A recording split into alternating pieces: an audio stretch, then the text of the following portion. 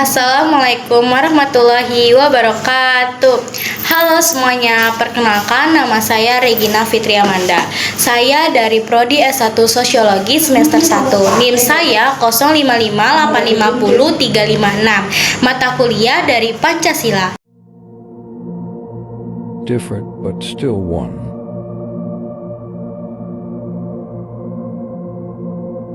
Harmonize differences, strengthen unity for a strong Indonesia. Happy Pancasila birthday.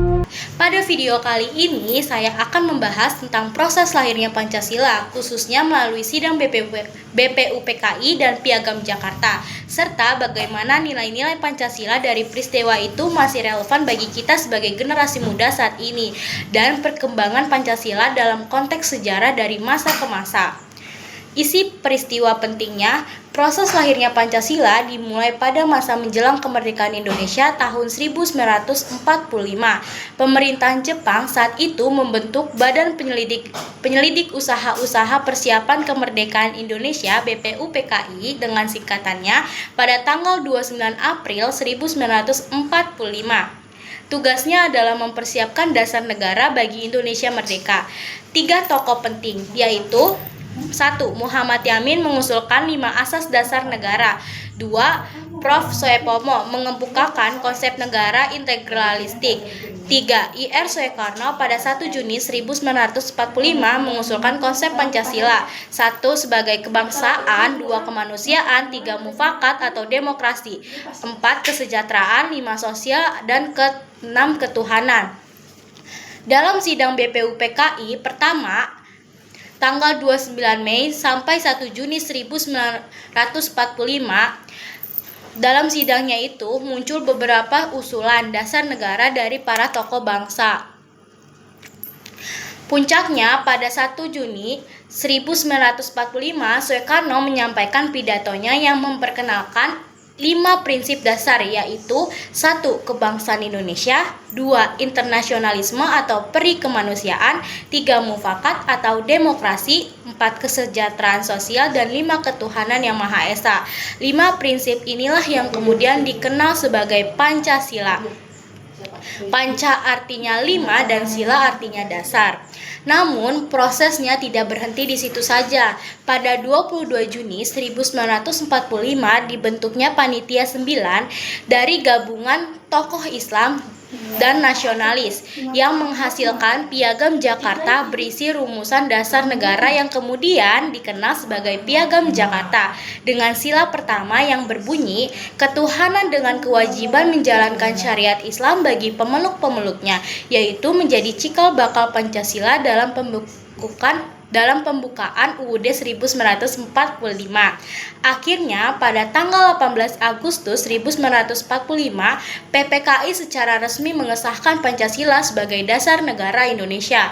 Peristiwa lahirnya Pancasila mencerminkan nilai-nilai yang sangat luhur, antara lain nilai persatuan. Para tokoh bangsa dengan latar belakang berbeda dapat berpendapat secara terbuka, namun tetap mencari titik temu. Yang kedua, nilai musyawarah dan mufakat. Keputusan diambil melalui dialog, bukan paksaan.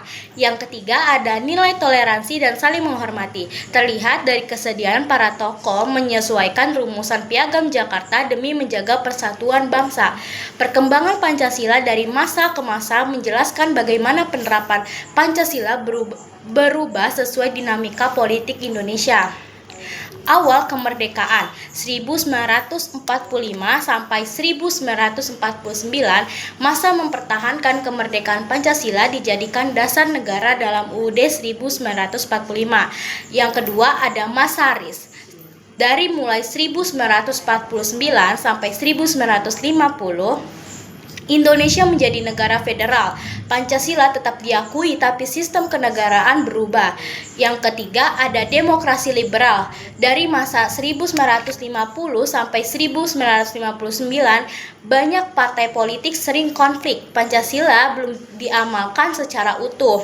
Demokrasi terpimpin 1959 sampai 1966. Soekarno kembali ke UUD 1945. Pancasila dijadikan sebagai dasar ideologi politik nasional. Selanjutnya ada Orde Baru dari awal 1966 sampai 1908.